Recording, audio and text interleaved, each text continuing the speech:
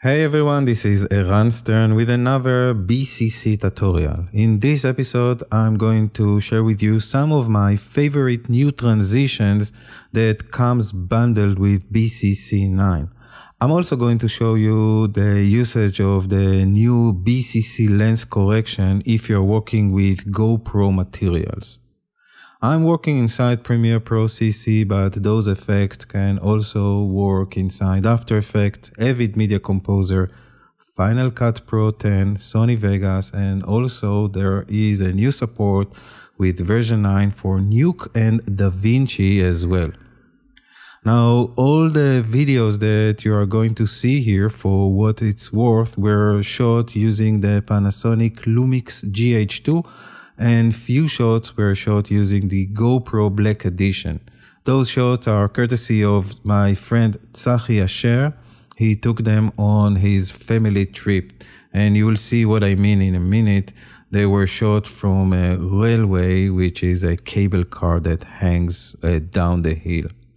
The audio clip that I'm using here is courtesy of premiumbit.com. And as a starters, let's just watch the initial 30 seconds of what I have over here, and then we'll start to modify the clips, correct them, and also add some nice transitions in order to tell a better story. For now, let's just go to full screen and press play.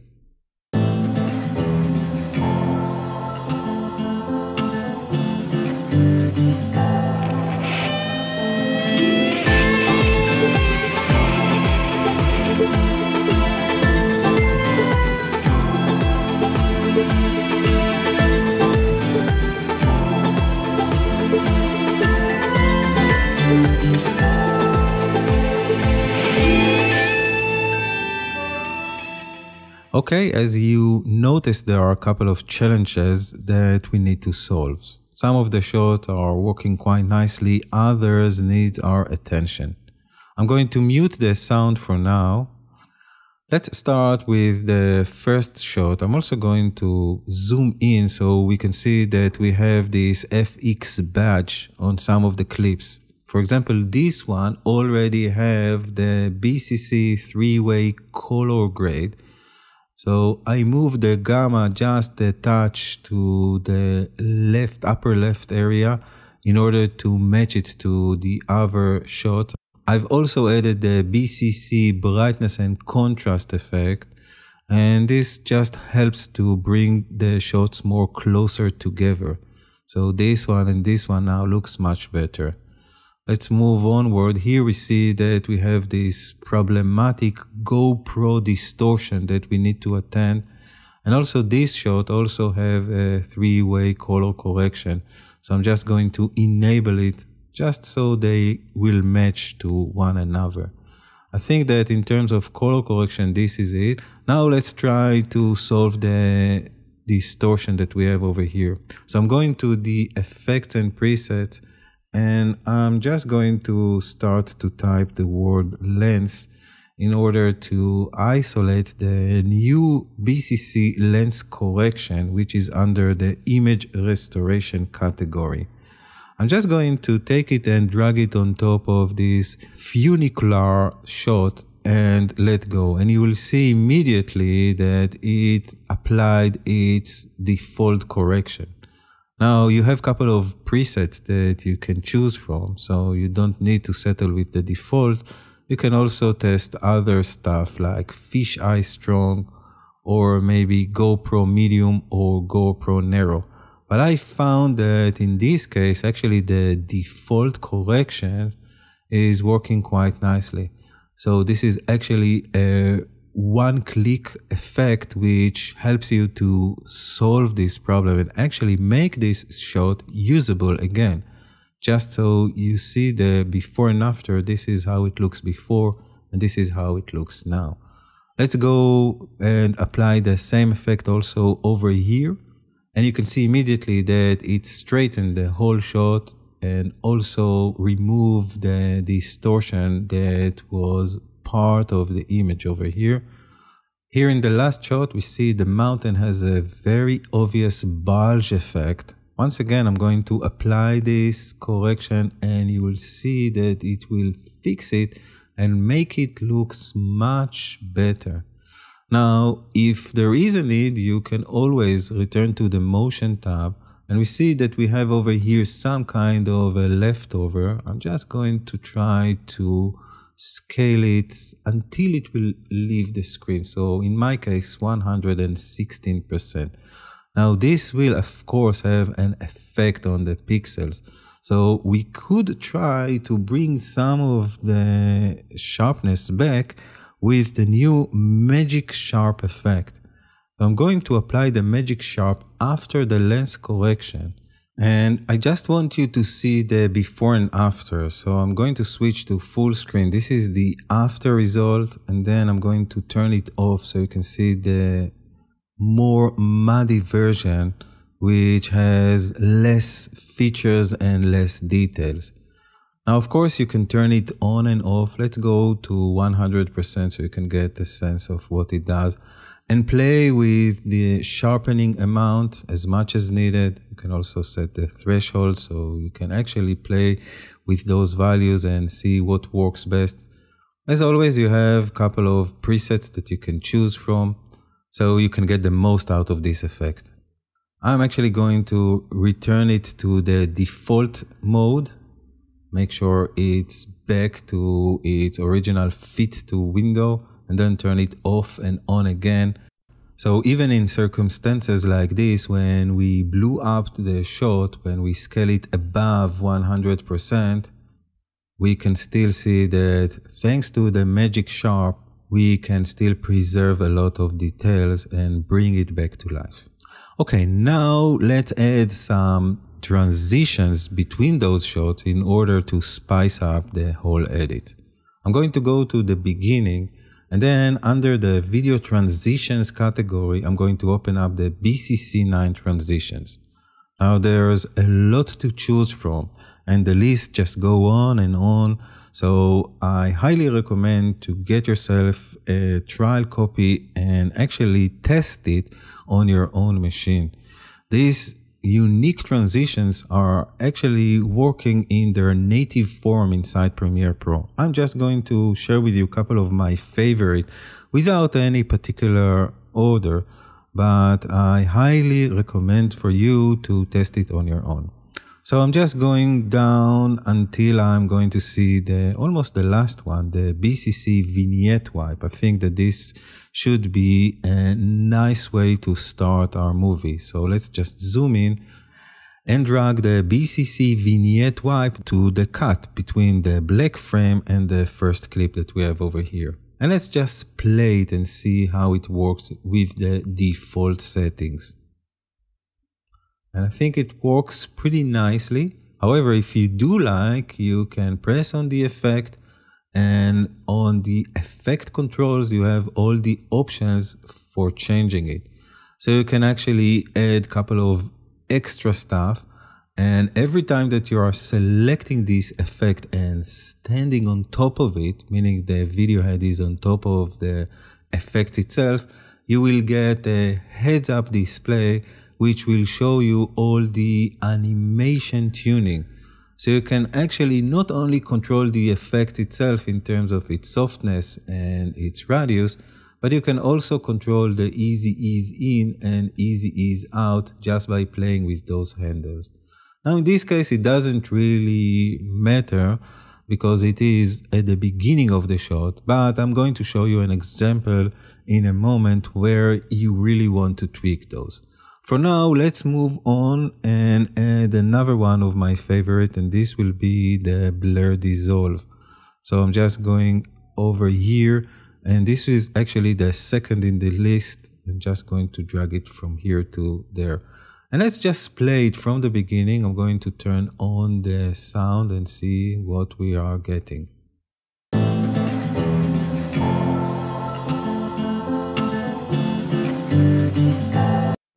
This effect is very unique and very realistic to my opinion. Once again, I'm going to mute the sound, and you see that it almost creates a camera dissolve effect. And once again, you have all these options over here that will allow you to finesse it even further. I'm going to move down the line. There is another place which calls for a new effect, I guess. And this new transition will be the fast film glow dissolve. So just know that this is a GPU accelerated effect. It will perform in real time. I'm going to drag it between those two cuts and just scrub so you can get a sense of what it looks by default. I may want to extend the effect mostly on the right side. So I'm going to hold down Shift, and this will allow me to just drag on one side of the effect without scaling the other part. And once again, I'm going to select the effect, make sure that I'm on top of it. And then in the effect controls, I will be able to see the video transition, select it over here, and then it will show all the user interface, all the heads-up display. And by the way, you can turn it on and off over here. So now let's hear it with the sound and try to create a better animation interpolation. Okay, I think that we can select it and maybe change the ease out and really start very fast at the beginning. So something like this. And of course, you can also select the middle point and just design it to your own needs. Now let's watch this after the minor treatment that I just did.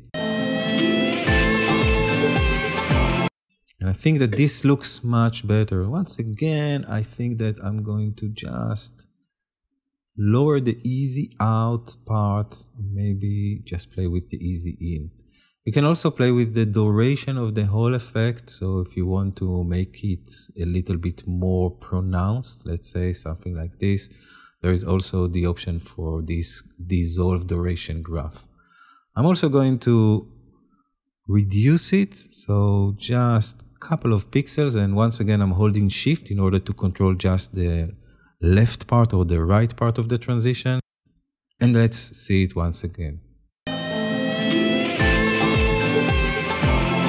And I think this speaks for itself. It will allow you to have much greater control on those transitions and really finesse them and massage them according to what you want.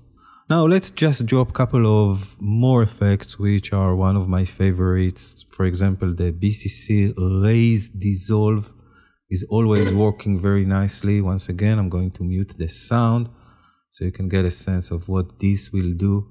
And as before, you can press on this effect, you can change the ray length. There are a lot of other settings which are available to you. And as always, you can select a couple of the presets as a starting point. Let's move down the line and let's add another effect. This time, I think that we want to maybe cut very quickly between this one or this shot and the next. And there is a very, very nice effect which I really like. It's called the Bcc Flatter Cut. It's actually a transition, not an effect. I'm going to place it between the next cut or the previous cut and the next one. And then I'm just going to show you what it does. So let's go and play it with the music once again. And you see those blinking, those fluttering, this is exactly what the effect will do for you. So let's open up the outgoing and the incoming settings and change the start frame and the end frame to 1 on both sides. So this means that we'll have a more quicker transition. It will just jump between one frame from the in and one frame from the out. Once again, I think it's better to show it instead of talk about it. So let's go over here and once again press play in order to see it. Beautiful. It works very nice with the sound, and instead of using this, if I had to do it manually, it would probably take me a couple of minutes to set it up. So anytime you need those kinds of transition, it can save you a lot of time. Okay, we are going to add couple more, actually 2 more. We are going to almost finish with the lens flare effect. And once again, just so you know, This lens flare effect is actually the full-blown lens flare effect as a transition. So you have a lot of options. You can turn on and off elements such as disks, glows, chroma hoop, etc. So if you're really a big fan of the lens flare effect as I am, you can finesse with it, or you can choose between one of the built-in presets. Once again, I'm going to select the effect and maybe just change the position of the flare itself. So maybe let's just place it over here and also change the position of the flare itself. So there is a lot of control that you have on screen in order to really create the effect and transitions that you are after. I'm also going to make sure that the ease out is just a little bit more higher, and also maybe just touch on the middle point in order to create a quicker effect. Once again, I'm going to play this just to make sure that it is working, and indeed it is. Okay, and so we're going to sign off with another one of my favorite, and this is the BCC Tritone Dissolve. I'm just going to apply it between the last cut over here, and let's select this effect. And of course we can just take a look at a couple of the presets over here. And I actually think that we might want to add the midtones color back to this preset. So this will actually create a dissolve based on this sepia color that was defined here under the midtones. Once again, we can take a look at it. Let's just press play. And I think this wants to be a little bit longer. So I'm holding down Shift and expanding just the right side of it. And once again, let's just see it in action. I think this works nice. Okay, let's unmute the sound, make sure that we can see the whole timeline. And of course, this is all red, except of this slice, which is yellow, which means that Premiere doesn't believe that it can play it in real time. No worries, we can render it. And I'm just going to show you how quick it is to render. So I'm just rendering in front of you. So I'm just going to wait for an extra 5 seconds, more or less, until this will finish rendering, and then we can take a look at the final piece full frame. Okay, so just going to stop it and then make sure that we are full frame, and then let's take a look at the final creation.